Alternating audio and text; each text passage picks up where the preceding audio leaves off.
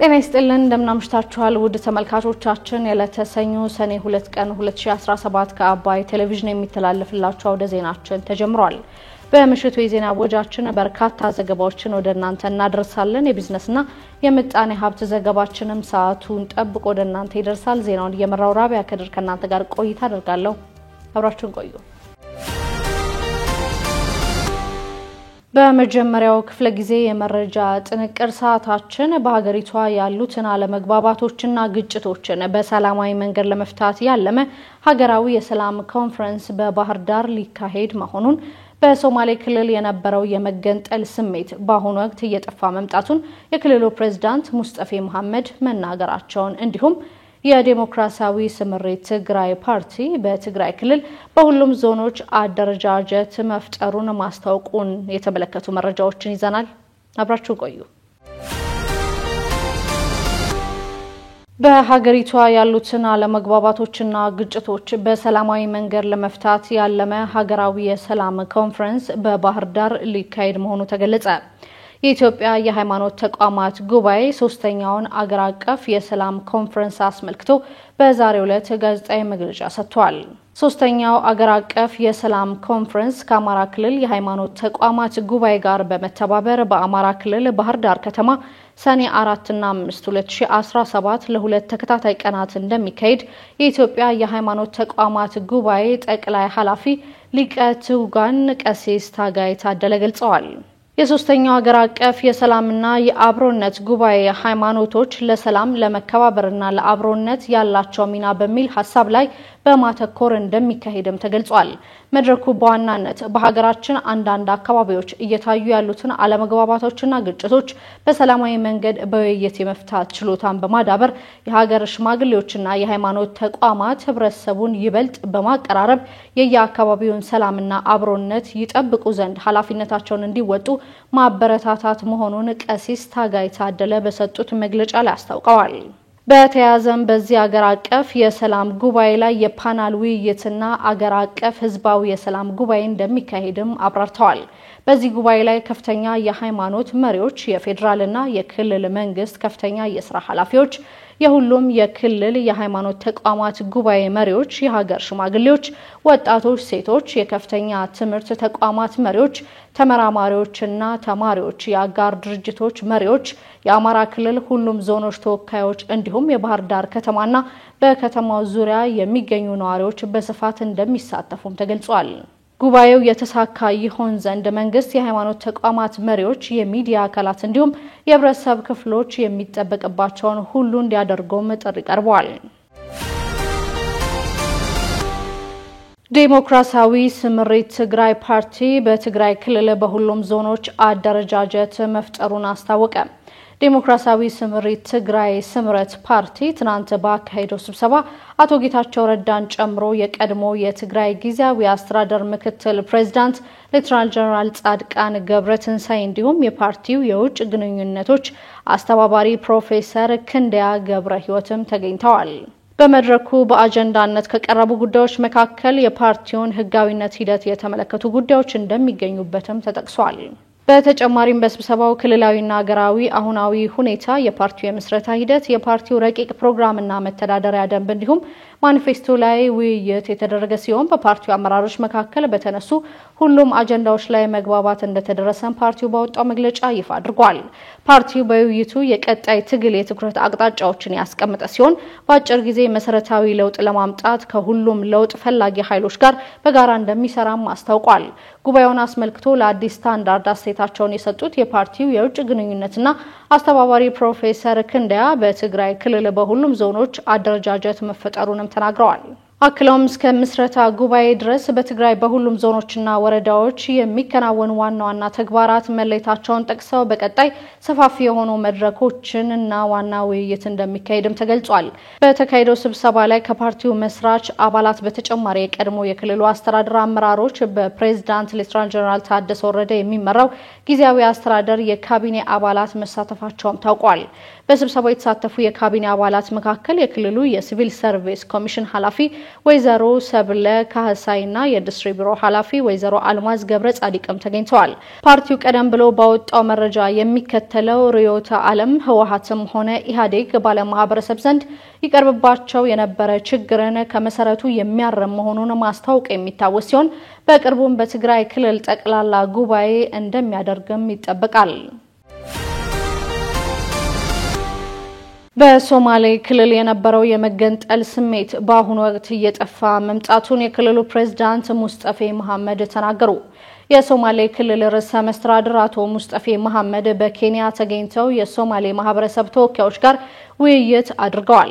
የርዕሰ መስተዳድሩ የናይሮቢ ጉብኝት በኢትዮጵያና ኬንያ የሚገኙ የሶማሌ ማህበረሰቦችን ትብብርን ለማጠናከር የሚል ዓላማ እንዳለውም ተገልጿል። ጉብኝቱን አስመልክቶ ከቢቢሲ ሶማሌኛና አማርኛ ጋር ቃለ መጠይቆችን ያደረጉት ፕሬዝዳንቱ በክልሉ ወቅታዊ ጉዳዮች ዙሪያ አስተያየታቸውን ሰጥተዋል። እርሳቸው ወደ ስልጣን ከመጡ በኋላ ክልሉ በአንጻራዊ ሰላም ውስጥ መሆኑንም አንስተዋል። አብዲ መሐመድ ዑመር የታሰረው በሐምሌ 28 2010 በተፈጠረ ክስተት በፌደራል መንግስት መሆኑን ያነሱት ፕሬዝዳንቱ በክልሉ ውስጥ የነበረውን ችግር በተመለከተ በእኛ በኩል እስካሁን ምርመራ ላይ ነን ብለዋል። አብዲ ኢሌ በመለቀቃቸው ላይ እጃቸው እንደሌለበት ያነሱት ፕሬዝዳንቱ ከስር መለቀቃቸው ትክክል አይደለም ብለው እንደሚያምኑም ተናግረዋል። ወደ ስልጣን ከመጡ በኋላ ጋዜጠኞች ብቻ ሳይሆኑ በፌስቡክ ኮሜንት እየሰጡ ሳይቀሩ እየታሰሩ ነው ተብለው የተጠየቁት አቶ ሙስጠፌ አሁን በስር ላይ የሚገኙ ጋዜጠኞች የተከሰሱት የጸጥታ ኃይሎችን ስም በማጥፋት ህዝብን የሚያሳስትና የሚያነሳሳ ስራ እየሰሩ ስለነበር ነው የሚል ምላሽም ሰጥተዋል። የነዚህ 4 ጋዜጠኞች መታሰር በክልሉ የሚዲያ ነጻነት የለም የሚያስብል አይደለም ብለዋል። በክልሉ የፖለቲካ ፓርቲዎች ጫና እየተፈጠረባቸው መሆናቸውን ይናገራሉ ተብለው የተጠየቁት ፕሬዝዳንቱ በጅጅጋም ሆነ በሌሎች ዞኖች የታሰረ የፖለቲካ አባል የለም እንዲሁም አንድም የተዘጋ ቢሮ የለም ብለዋል። ኦብነጎች 2 የተለያዩ ቢሮዎች በጅጅጋ ከተማ እንዳላቸው የጠቀሱት አቶ ሙስጠፌ ይህ የመጣው ሊቀመንበሩና ምክትላቸው በመጣላታቸው ነው ብለዋል። አክለውም ያቶ አብዱራህማን ቡድን ጫካ እንገባለን የሚለው ሌሎች ሀገራት ሌሎች ቡድኖችን በተለይ በሰሜን ኢትዮጵያ ያሉ ኃይሎችን እያበረታቱ ነው ብዬ አምናለሁ ብለዋል። እኔ ከመጣው በኋላ የሶማሌ ህዝብ ድሮ የነበሩት ስሜቶች እየተቀየሩ በኢትዮጵያዊነት እያመነ የመገንጠል ስሜት የነበረው ሁኔታ ከሞላ ጎደል ቀርቷል ብለዋል። የተወደዳችሁ ተመልካቾቻችን እየተከታተላችሁ ያላችሁት ከአባይ ቴሌቪዥን ያውደ ዜና የመረጃ ሰዓታችን ቀጥሏል። አትሌት ገለቴ ቡርቃ ለህይወቴ አስጊ ሁኔታ ላይ ነኝ ስትል ወደ ሚዲያ መምጣቷን በኢትዮጵያ የተጀመሩ የመንገድ ፕሮጀክቶችን ለማጠናቀቅ እስከ 1.5 ትሪሊዮን ብር የሚገመት ሀብት እንደሚያስፈልግ መጠቆሙን እንዲሁም ሱዳን የጦር አውሮፕላኖቿን ወደ ኤርትራ ማሸሿን ጨምሮ ሌሎች መረጃዎችን እያሱበለጠ እንደሚከተል ያስደምጠናል። አትሌት ገለቴ ቡርቃ ለህይወት ያስጊ ሁኔታ ላይ ነኝ ስትል ወደ ሚዲያ ወጣች። በመካከለኛና በረጅም ርቀት ሩጫ የምትታወቀው አትሌት ገለቴ ቡርቃ ወደ ጎዳና ለመውጣት ተቃርብ ያለው ከዚያም አልፎ ለህይወት ያስጊ ሁኔታ ላይ ስለምገኝ የሚመለከተው አካል ይድረስልኝ ስትል ወደ ሚዲያ በመውጣት ጥሪ አቅርባለች። በኢቲቪ አፋን ኦሮሞ ቴሌቪዥን ገመዳሾ ከተባለ ፕሮግራም ጋር ቆይታ ያደረገችው አትሌት ገለቴ ቡርቃ 9 ዓመታት አብራ የቆየችው ባለቤቷ በ2010 ዓ.ም ክስ እንዳቀረበባት ተናግራለች። አትሌቷ በ2009 ዓመተ ምህረት ለውድድር ከሀገር ውጭ ስትሄድ ከሸኛት 8 ወር ከቆየ በኋላ ፍርድ ቤት እንዳቀረባትና እስካሁን ክርክር ላይ እንዳሉ በቃለ መጠየቁ ተናግራለች። ውድድሯን ጨርሳ ስትመለስ ባዶ ቤት እንዳገኘች የገለጸችው አትሌቷ አደባባይ የወጣሁት ህዝብ ያለሁበትን አስቸጋሪ ሁኔታ አውቆ እንዲደርስልኝ ነው ብላለች። ከ800 ሜትር እስከ ማራቶን ኢትዮጵያን ወክላ በተለያዩ መድረኮች የተወዳደረችው አትሌት ገለቴ ወጥቼ የምወደውን ስፖርት እንኳን እንዳልሰራ ማስፈራሪያ እየደረሰብኝ ቤት ውስጥ ዘግቼ ተቀምጫለሁ። የአቅሜን ያበረከትኩላት ሀገሬና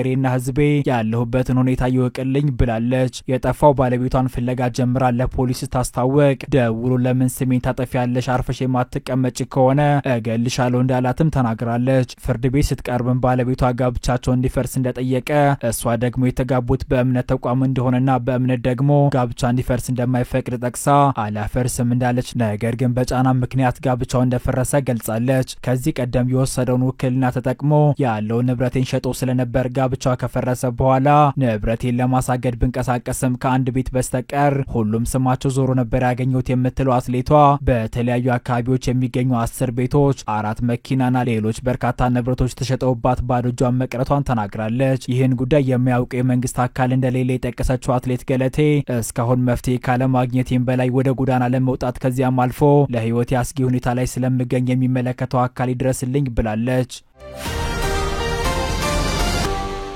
በኢትዮጵያ የተጀመሩ የመንገድ ፕሮጀክቶችን ለማጠናቀቅ እስከ 1.5 ትሪሊዮን ብር የሚገመት ሀብት እንደሚያስፈልግ ተጠቆመ። በኢትዮጵያ የተጀመሩ የመንገድ ፕሮጀክቶችን ለማጠናቀቅ እስከ 1.5 ትሪሊዮን ብር የሚገመት ሀብት እንደሚያስፈልግ የገንዘብ ሚኒስቴሩ ተናግሯል። በህዝብ ተወካዮች ምክር ቤት በተካሄደው 4ኛ ዓመት የሥራ ዘመን 33ኛ መደበኛ ስብሰባ ላይ ንግግር ያደረጉት የገንዘብ ሚኒስትር ዴኤታ ኢዮብ ተካልኝ የመንገድ ፕሮጀክቶችን ለማጠናቀቅ ከ1.3 ትሪሊዮን እስከ 1.5 ትሪሊዮን የሚገመት ሀብት እንደሚያስፈልግ አስታውቀዋል። የምክር ቤቱ አባላት በሀገሪቱ ለተጀመሩ የመንገድ ፕሮጀክቶች ትልቅ ማነቆ የሆነውን በጀት መፍታት የሚያስችል የብድር ስምምነቶችን የገንዘብ ሚኒስቴር ሊያመጣ እንደሚገባ ጠይቀዋል። በተጨማሪም የመንገድ መሰረተ ልማቶችን ለማስፋፋት ከአጋር የልማት ድርጅቶች ሀብት የማሰባሰብ ስራ በሰፊው ሊሰራ እንደሚገባ የምክር ቤቱ አባላት አንስተዋል። የገንዘብ ሚኒስትር ዴኤታ ኢዮብ ተካልኝ ከምክር ቤት አባላት ለተነሱ ጥያቄዎች በሰጡት ምላሽና ማብራሪያ ከተለያዩ የብድር አቅራቢ ተቋማት በተገኘ ብድርና ከልማት አጋሮች በተገኘ ድጋፍ በርካታ መንገዶች እየተሰሩ መሆኑን ተናግረዋል። ሆኖም በምክር ቤቱ በቂ አይደለም የተባለውን በመውሰድ የሀገር ውስጥ ገቢ ለማሳደግና ከልማት አጋሮች ሀብት ማሰባሰቡን አጠናክረን እንቀጥላለን ሲሉ መናገራቸውን ፕሬስ ዘግቧል። ችግሩን ለመፍታት የገንዘብ ሚኒስቴር ከሚመለከታቸው ባለድርሻ አካላት ጋር ንግግር ማድረጉን አንስተው ዘርፉን ለማሳደግ የመንግስትና የግሉን ዘርፍ አጋርነት ያስፈልጋል ብለዋል። በሌላ በኩል ነገ በሚካሄደው የምክር ቤቱ 35ኛ መደበኛ ስብሰባ የገንዘብ ሚኒስትር አቶ አህመድ ሺዴ የፌዴራል መንግስት የ2018 በጀት ዓመት ረቂቅ በጀትን በተመለከተ ማብራሪያ እንደሚሰጡ ከምክር ቤቱ ያገኘነው መረጃ ያመለክታል። ለሰባተኛው ሀገራዊ ምርጫ አመራጮችና እጩዎች በኦንላይን መመዝገብ የሚችሉበት ሶፍትዌር ተዘጋጀ። የኢትዮጵያ ብሔራዊ ምርጫ ቦርድ በሰባተኛው ሀገራዊ ምርጫ ላይ መራጮችና እጩዎች ካሉበት ሆነው በኦንላይን መመዝገብ የሚችሉበት ሶፍትዌር ማበልጸጉን አስታውቋል። የቦርዱ ሰብሳቢ ሜላትወርቅ ኃይሉ ያለፉት 6 የኢትዮጵያ ምርጫ ሂደቶች ማኑዋል እንደነበሩ ጠቅሰው በሰባተኛው ሀገራዊ ምርጫ አመራጮችም ሆኑ እጩዎች ካሉበት ሆነው በኦንላይን መመዝገብ የሚችሉበት ሶፍትዌር ማበልጸግ መቻሉን አስታውቀዋል። ሰብሳቢዋ ይህን ያሉት በዛሬው ዕለት በቴክኖሎጂ አስተዳደር ስርዓት ላይ ቦርዱ ከፖለቲካ ፓርቲዎች ጋር ባደረገው መድረክ ላይ ነው። ወይዘሮ ሜላትወርቅ ሂደቱ ኢትዮጵያ በምርጫ ስርዓቷ አንድ እርምጃ ወደፊት መራመድ የሚያስችላት ከመሆኑ ባለፈ በምርጫው ሂደት ላይ ግልጽነትና ተጠያቂነትን ለማስፈን ያስችላል ብለዋል። የመድረኩ ተሳታፊ ፖለቲካ ፓርቲዎች በበኩላቸው ሶፍትዌሩ ጊዜ ቆጣቢና እንግልት የሚቀንስ መሆኑን ጠቅሰው ለግልጽነትና ለተጠያቂነት ምቹ መደላደል እንደሚፈጥር መናገራቸውን ፋና ዘግቧል። የኢትዮጵያ ብሔራዊ ምርጫ ቦርድ በቅርቡ በሰጠው መግለጫ በአዋጁ ላይ በተቀመጠው መሰረት ሰባተኛው ሀገራዊ ምርጫ በተያዘለት ጊዜ እንደሚካሄድ ማስታወቁ መዘገባችን ይታወሳል። በተመሳሳይ ጠቅላይ ሚኒስትር አብይ አህመድ ሰሞኑን በሰጡ ቃለ መጠይቅ ሰባተኛው ዙር ሀገራዊ ምርጫ በታቀደለት ጊዜ እንዲካሄድ መንግስት የበኩሉን ኃላፊነት እንደሚወጣ ተናግረዋል። ሱዳን የጦር አውሮፕላኖቿን ወደ ኤርትራ ማሸሿ ተገለጸ። በሱዳን ጦርና በፈጥኖ ደራሽ ኃይሎች መካከል በቀጠለው የእርስ በርስ ጦርነት አሁንም በርካታ ዜጎች ለሞትና ለመፈናቀል እየተዳረጉ መሆናቸው እየተገለጸ ይገኛል። የኃይል ሚዛኑ አንድ ጊዜ ወደ አብዱል ፈታህ አልቡርሃን ወደሚመሩት ጦር፣ ሌላ ጊዜ ደግሞ ወደ መሐመድ ሐምዳን ዳጋሎ ሄሜቲ የሚመራው ፈጥኖ ደራሽ ኃይሉ እያጋደለ በቀጠለው በዚህ ጦርነት ምክንያት በሀገሪቱ ያለው ቀውስ ተባብሶ ቀጥሏል። ጦርነቱ በቀጠለበት በዚህ ጊዜም ሱዳን የጦር አውሮፕላኖቿን ወደ ኤርትራ ማስገባቷ ተገልጿል። የወታደራዊ አውሮፕላኖች ሽሽት የሱዳን ተፋላሚ ፈጥኖ ደራሽ ኃይል የጀነራል አብዱል ፈታህ መቀመጫ በሆነችው ፖርት ሱዳን ላይ ባለፈው ወር ተደጋጋሚ የድሮን ጥቃት መፈጸሙን ተከትሎ መሆኑ እየተጠቀሰ ይገኛል። የሀገሪቱ ጦር ኃይል የጦር አውሮፕላኖቹ እንዳይመቱበት ወደ ኤርትራ ማሸሹ ማዳም 10 የተሰኘ የሱዳን ሚዲያ ዘግቧል። አንድ የሱዳን ደህንነት ኃላፊ ነግረውኛል ያለው የዜና አውታሩ በፖርት ሱዳን የነበሩት የጦር አውሮፕላኖች ሙሉ በሙሉ አሁን በኤርትራ አውሮፕላን ማረፊያዎች ውስጥ እንደሚገኙ ጠቅሷል።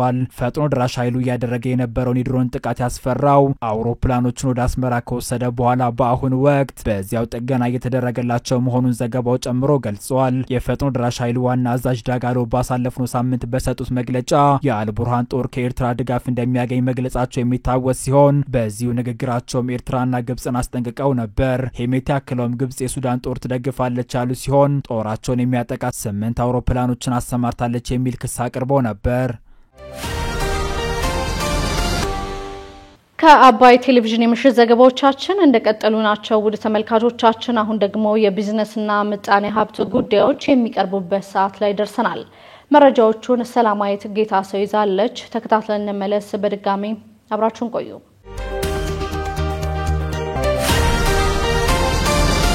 ካቮድ ኮሜርሻል መገናኛ ላይ ዘመናዊ የመኪና ሞል ግንባታ አስጀመረ። ዘመናዊ የንግድ ማዕከላትን በተለያዩ ቦታዎች በመገንባትና በመሸጥ ላይ የሚገኘው ካቮድ ኮሜርሻል በዛሬው ዕለትም በመሃል መገናኛ ካርሞል የተባለ ስያሜ ያለውን የንግድ ማዕከል ህንጻ የግንባታ ማስጀመሪያ መርሃ ግብር አካሂዷል። ካቮድ ኮሜርሻል ከዚህ ቀደም በአፍንጮ በር የስጦታ ዕቃዎች በስፋት ይገኙበታል የተባለለትን ስጦታ ሞል እንዲሁም በሽሮ ሜዳ የሀገር ልብስ መሸጫ በስፋት የሚገኝበትን ጥበብ ሞል ህንጻዎች ግንባታቸውን በማስጀመር ለሽያጭ ማቅረቡ ይታወሳል። በዛሬው ዕለት ደግሞ በመሃል አዲስ አበባ መገናኛ በ16300 ካሬ ላይ የሚያርፍና ከ6 እስከ 9 ወር ውስጥ ግንባታው የሚጠናቀቀውን ካርሞል ወይም የመኪና ሞል የተሰኘ ስያሜ ያለው የንግድ ማዕከል የግንባታ ማስጀመሪያ መርሃ ግብር አካሂዷል። ካርሞል በውስጡ ከ400 በላይ ተሽከርካሪዎች ማሳያ ቦታዎች፣ የመኪና ዲኮር ሱቆች፣ የመኪና መለዋወጫ ወይም ስፔር ፓርት ሱቆች፣ ጎካርትና የመዝናኛ ስፍራዎች፣ የታክሲና የባስ ተርሚናል፣ ባትሪ መሙያ ጣቢያ ወይም ቻርጂንግ ስቴሽን፣ የቴክኖሎጂ ሙዚየም፣ በአንድ ሰዓት ውስጥ 40 መኪኖችን ማስተናገድ የሚችል ዘመናዊ የመኪና ማጠቢያ እንዲሁም የራይድ መኪና መጫኛና ማውረጃ ቦታዎች ያካትታል ተብሏል። ይህ ህንጻ በተለያዩ አካባቢዎች ተበታትነው ያሉ የመኪና መሸጫ ሱቆችና የመኪና መለዋወጫ መሸጫ ሱቆችን አሰባስቦ በመያዝ አንድ ላይ ለደንበኞች ማቅረብ የሚያስችል የንግድ ማዕከል መሆኑን የካቮድ ኮሜርሻል ሴልስ ዳይሬክተር ሰብለወንጌላ ያለው ገልጸዋል። ስለሆነም ከዛሬ ጀምሮ ለመኪና አስመጪዎችና ለመኪና መለዋወጫ ዕቃ አከፋፋዮች ሱቆቹ ለሽያጭ ክፍት መሆናቸውን የገለጹት ሴልስ ዳይሬክተሯ በሳይቱ በሚገኙ የሽያጭ ማዕከላት መስተናገድ እንደሚችሉም ተናግረዋል። በቀጣይም አራተኛውን ህንጻ በካዛንቺስ የግንባታ ማስጀመሪያ እንደሚደረግ ገልጸው ከዚህ ቀደም ለሽያጭ ክፍት የሆኑት በሽሮ ሜዳና በአፍንጮ በር ግንባታ ላይ የሚገኙ ህንጻዎች በፈጣን ግንባታ ላይ እንደሚገኙ አመላክተዋል።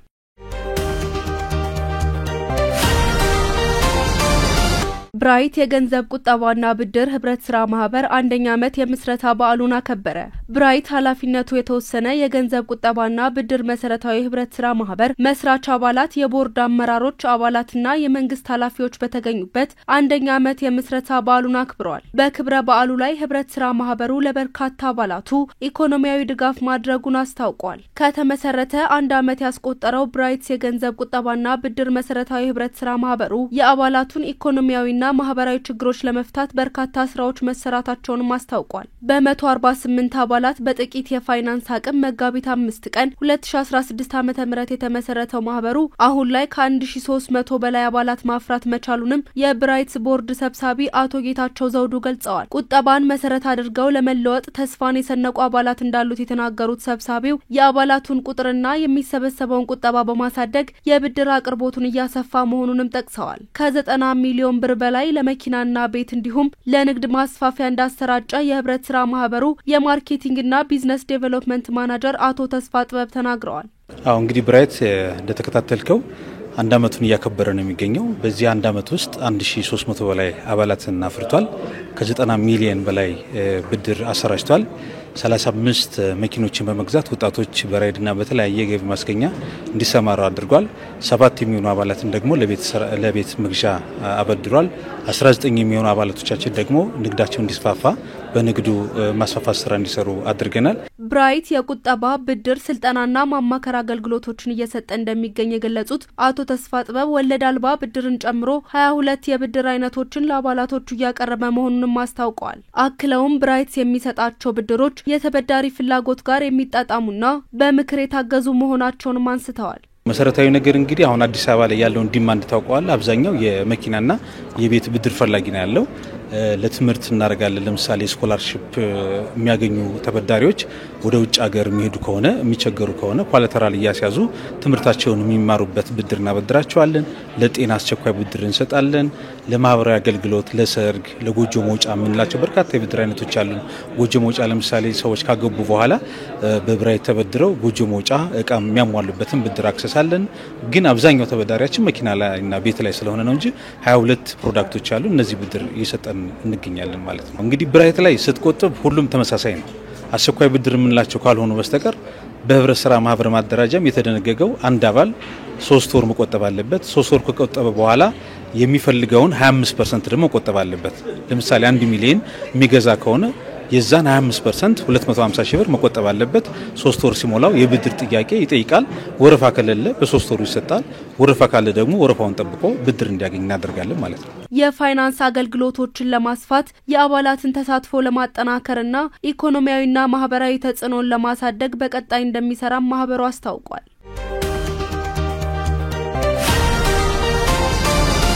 በአይነቱ የመጀመሪያ የቴክኖሎጂ ማሳያ የሆነው የህዋዌ ኢኪት ሾሩም ስራ ጀመረ። ባለፉት 11 ዓመታት የተለያዩ የህዋዌ ኢኪት ምርቶችና የተለያዩ የቴክኖሎጂ ሶሉሽኖችን ለገበያ ሲያቀርብ የቆየው ቢሲስ ቴክኖሎጂስ ኃላፊነቱ የተወሰነ የግል ማህበር በአይነቱ የመጀመሪያና ልዩ የተባለለትን እንዲሁም በምስራቅ አፍሪካ ትልቁን የህዋዌ ኢኪት ሾሩም በአዲስ አበባ ባሳለፍነው ቅዳሜ አስመርቋል። ከ45 ሚሊዮን ብር በላይ በጀት እንደወጣበት የተነገረው የቴክኖሎጂ ማዕከሉ በውስጡ የተለያዩ ሲስተሞች ና ለሲስተሙ ግብአት የሚሆኑ ለቴክኖሎጂዎቹ የሚጠቅሙ ሃርድዌር ዲቫይሶች እንደሚገኙበት ተገልጿል። ለትምህርት ስርዓቱ አጋዥ የሆኑ ስማርት ክላሶችን፣ የቢሮ ስራዎችን የሚያቀላጥፉ ሚቲንግ ሩሞችን፣ ለጤናና ለሌሎች ዘርፎች ከፍተኛ ጠቀሜታ ያላቸው ስማርት ኦፊሶችን ለገበያ ያቀረበ የሚገኘው ተቋሙ ለነዚህ ሲስተሞች ግብአት የሚሆኑ ሮተሮች፣ የሃርድዌር ዲቫይሶችና ሌሎች ምርቶችን ለገበያ ያቀረበ እንደሚገኝ ማስታውቋል። ይህ ሾሩም እነዚህ ሲስተሞችና ግብአት የሚሆኑ እቃዎችን ለእይታ የሚያቀርብበት ሲሆን ይህም እንደ ሀገር ለተያዘው ዲጂታል ኢትዮጵያ ከፍተኛ ጠቀሜታ እንዳለውም ተጠቅሷል። የቢሲስ ቴክኖሎጂ መስራችና ሲኢኦ የሆኑት አቶ ቢኒያም ነጋሽ የሾሩሙ መከፈት ዋናኛ ዓላማ የቴክኖሎጂ ማህበረሰቡን በአንድ ጥላ ስር ለማሰባሰብ ሀሳብ ለመቀያየር እንዲሁም በርቀት የምናቃቸውን የቴክኖሎጂ ውጤቶች ማህበረሰቡ ባይኑ እንዲያይ ለማስቻል እንደሆነ ተናግረዋል። አንድ ተጠቃሚው መስሪያ ቤት ሊሆን ይችላል፣ ህብረተሰብ ሊሆን ይችላል፣ ትክክለኛ የሆነ የዲስትሪቢዩሽን ቻናል እንዲያገኝ ነው የኛ ዓላማ። ከዚህ ውጭ ደግሞ ትክክለኛ የሆኑ ጄኒን ፕሮዳክቶችን፣ ሶሉሽኖችን እንዲያገኝ የመጀመሪያ ዓላማ ነው። እዚህ ውስጥ የተካተቱ የተለያየ አይነት ከኔትወርክ ኢንፍራስትራክቸር ጋር ብናያይዘው ብዙ አይነት ሶሉሽኖች አሉ። ለሀገራችንም ጠቀሜታ ሊውሉ የሚችሉ በዚህ ትራንስፎርሜሽን ሂደት ውስጥ ትክክለኛውን ሶሉሽን ማግኘት ቁልፍ ነገር ነው። ለምን ዋራንቲ ያለ እዚህ ጋር የሳፖርትና የሜንቴናንስ ኢሹዎች አሉ የሚነሱ እቃዎች ላይ። ስለዚህ እነዚህን ደግሞ ትክክለኛ ከሆነው ከትክክለኛው ቬንደር ከመጣ እቃዎቹ ያለምንም ችግር አገልግሎት መስጠት ይችላሉ። ሶሉሽኑ ያለምንም ችግር አገልግሎት መስጠት ይችላል። ችግር ቢኖር ደግሞ እንዲሁ ቬንደሩ ሙሉ ኃላፊነት ይወስዳል። ኃላፊነቱን ተቀብሎ ደግሞ ምን ያደርጋል? ጥገና ሊሆን ይችላል፣ ትሬኒንግ ሊሆን ይችላል፣ ሳፖርት ሊሆን ይችላል። እነዚህ ነገሮች ይሰጣል ማለት ነው። ሶ ይሄንን ሀሳብ ለማርኬቱ ይዘን የመጣ ነው። እንደ ኢትዮጵያዊ ካምፓኒ ነው። ከሁሉም አይቴክ ካምፓኒዎች ጋር ኮላቦሬት አድርገው ለመስራት በሩን ከፍቷል። ስለዚህ የዚህ አንደኛው ትልቁ እገዛ እንግዲህ ዲጂታል 2025 ዲጂታል ስማርት ሲቲ እንደዚህ የተባሉ የሚወሩ ሀሳቦች አሉ። ለዛ ትልቅ ግብአት ይሆናል ብለን በቢሲስ ቴክኖሎጂስ የሲአርኤም ማናጀር የሆኑት ሄርሜላ ተፈሪ አዲስ የተከፈተው ሾሩም ስለሚሰጣቸው አገልግሎቶች ተከታዩም ብለዋል። እነዚህ ሲስተሞች ስማርት ክላሶች ናቸው። የመማር ማስተማር ሂደቱን ላቅ ወዳለ ደረጃ ሊያደርሱልን የሚችሉ ስማርት ኦፊሶች ናቸው። ትልቁ ስራ የምትሰሪበትን ኢንቫይሮንመንት ምቹ ማድረግ ነው። እንዴት ነው ምቹ የምናደርገው የሚለውን ነገር፣ እንዴት ነው ስማርት የምናደርገው ነገር የምንለው ነው። ሄልዝ ሴክተራችንን ማዘመን ትልቁ ነገር፣ ቀደሙቱ ነገር ጤና ነውና ጤናን እንዴት ነው የምናዘምነው፣ እንዴት ነው ቴክኖሎጂ ጋር የምናያይዘው፣ ኦፊሶቻችንን ሲቲዎቻችንን እንዴት ነው ስማርት የምናደርገው፣ እንዴት ነው የምናዘምነው የሚለውን ነገር እሱን ሲስተም የያዙ ናቸው። ህብረተሰቡ ወደ ማዕከላችን ወደዚህ ማሳያ ማዕከል ሲመጣ የተለያዩ እቃዎችን ያገኛል። ስዊቾችን፣ ራውተሮችን፣ ኤፒዎችን፣ ስቶሬጆችን፣ የተለያዩ እቃዎችን ማግኘት ይችላል። እነዚህን እቃዎች በደንብ ለኔትወርክ ኢንፍራስትራክቸራቸው የሚጠቅም በምን ያህል እንደሚጠቅማቸው በማስረዳት ሽያጭ የሚከናወንበት ይሆናል። ከዛ ባሻገር ያው እኛም የብቸኛ አዲስ አበባ ውስጥ እነዚህ እቃዎች ይዘን አቬለብል አድርገን የፕሮጀክት መጓተቶችን እንደዚህ ነገ ዛሬ የሚባሉ ነገሮችን ለማስቀረት በደንብ ፕሮዳክቶችን አዲስ አበባ ውስጥ ስቶክ አቬለብል አድርገን እየሰራንባቸው እንገኛለን። ቢሲስ ቴክኖሎጂስ ኃላፊነቱ የተወሰነ የግል ማህበር በቴክኖሎጂ ዘርፍ ስራዎች ላይ ልምድ ያለው ድርጅት ሲሆን በተጨማሪም በኢትዮጵያ ብቸኛው የህዋዌ ኢኪት ምርቶች ህጋዊ አከፋፋይ በመሆን እየሰራ መሆኑ በምርቃት ስነ ስርዓቱ ላይ ተገልጿል። ስትከታተሉት የነበረው የዕለተ ሰኞ ሰኔ 2 ቀን 2017 የምሽቱ የመረጃ ሰዓታችን የተከታተላችሁትን ይመስል ነበር። ውድ ተመልካቾቻችን አብራችሁን ስለነበራችሁ ከልብ እናመሰግናለን። በያላችሁበት መልካም ምሽት።